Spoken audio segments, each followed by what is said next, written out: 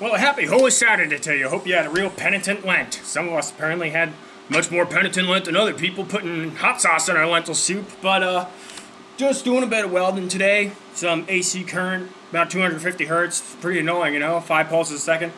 Kind of like Catholic Twitter. It's pretty annoying, and you got that sinusoidal fluctuation, goes from positive to negative, alternates however many times a second the frequency is. And it's kind of like Catholic Twitter, you got Taylor Marshall down here, 9055, goes to Manini, I make the best meals. And then you got Father Casey up here, no, go to heaven, lentil soup, sriracha in my soup, charge are mean, don't be a Pharisee.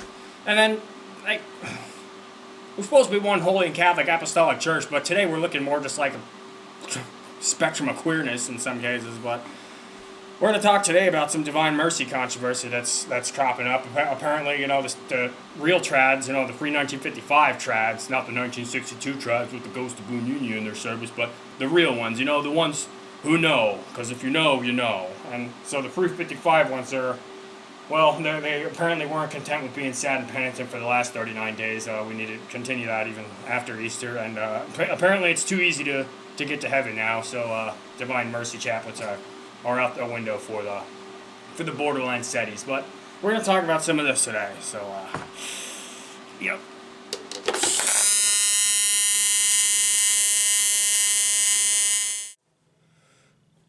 I kind of sense this is going to be fairly unhinged, but you know what? I'm just going to roll with it. So, does it seem strange to anybody else that it seems that as soon as more people started getting on the Latin Mass train, all of a sudden 1962 is not good enough. It's all 1955. 1955 is the true way or whatever. It's like, look, I'm sorry, but not everybody can go to 1955. I'm not going to pick up and move to another state because, I don't live in Texas right now or whatever. I'm from Texas, actually, and I moved from Texas because I know that, stuff like what happened is going to keep happening in Texas. And really, you Texas people, until you grow a pair, so to speak, and secede from the Union and become your own country again, you're really only one step above people who are saying that the South is still its own country and stuff like that.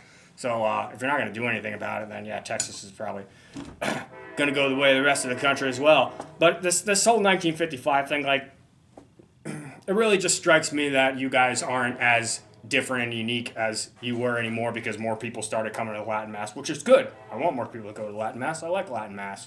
But all of a sudden, 1955 is the only way to go, huh? Well, okay. And these same people who are kind of like borderline set of a conscience, I think, they're upset about divine mercy.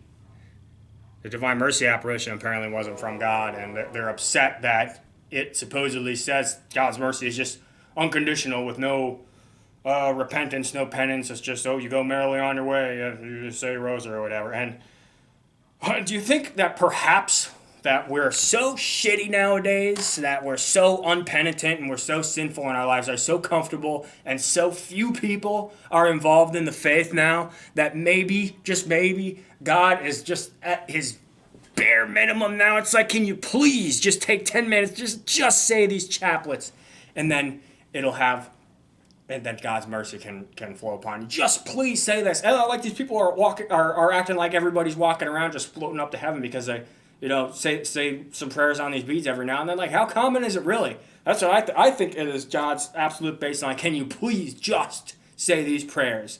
And I don't know what these people are doing for penance. It's not really any of my business. But when you want to come out and say that, this isn't good enough, that you get to decide what is the justified penance for people's sins, I don't know. I'm not really willing to go there, but what I will say is that I don't know why it's okay for some people to post their penance on Twitter, like they're going to be relatable or something like that. Really, Father Casey, lentil soup with sriracha sauce? Man, you're tough, dude.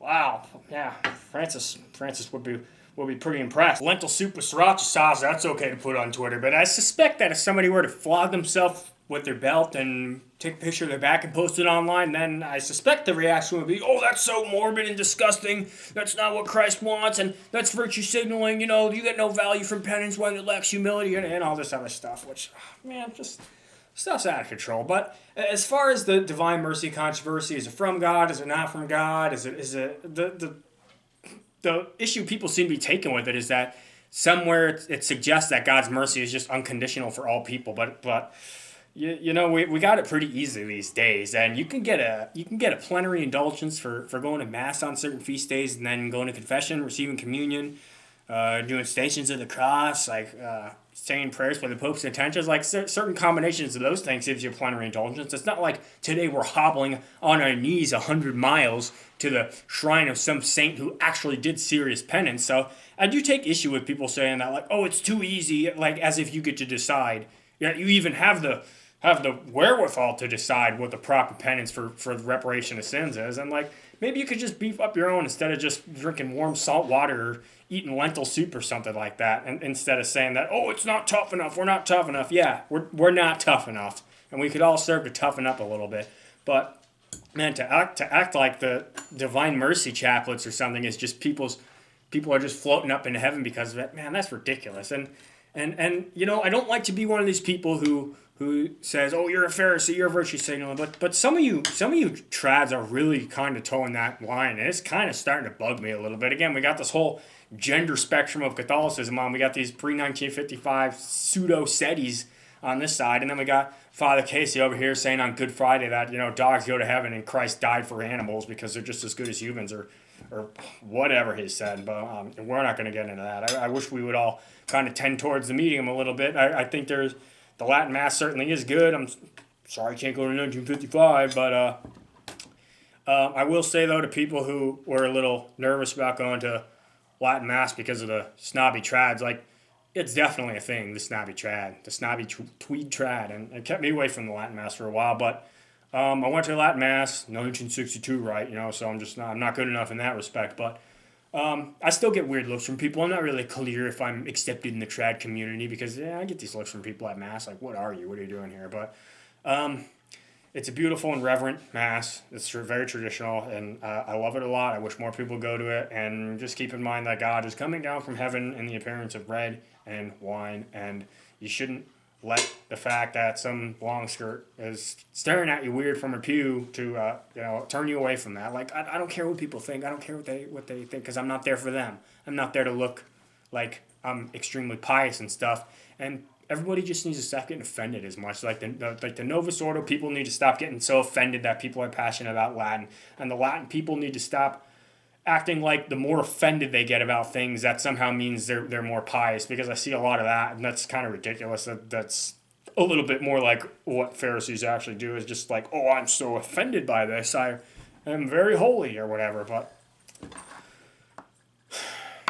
I don't know, everything's a mess. But like, definitely do good penance, but you know, you should go to the Latin Mass. You should try it if you've only gone to Novus Ordo. Like, I don't know, it's tough for me to go to Novus Ordo now, but it tougher for me to go to Novus Ordo than it is for me to deal with people staring at me in Latin Mass. But I'm not there for other people. I'm not there for the notoriety of being a pre-55 Vatican or pre-Vatican II guy or whatever. So I think we need to tighten up the spectrum a little bit.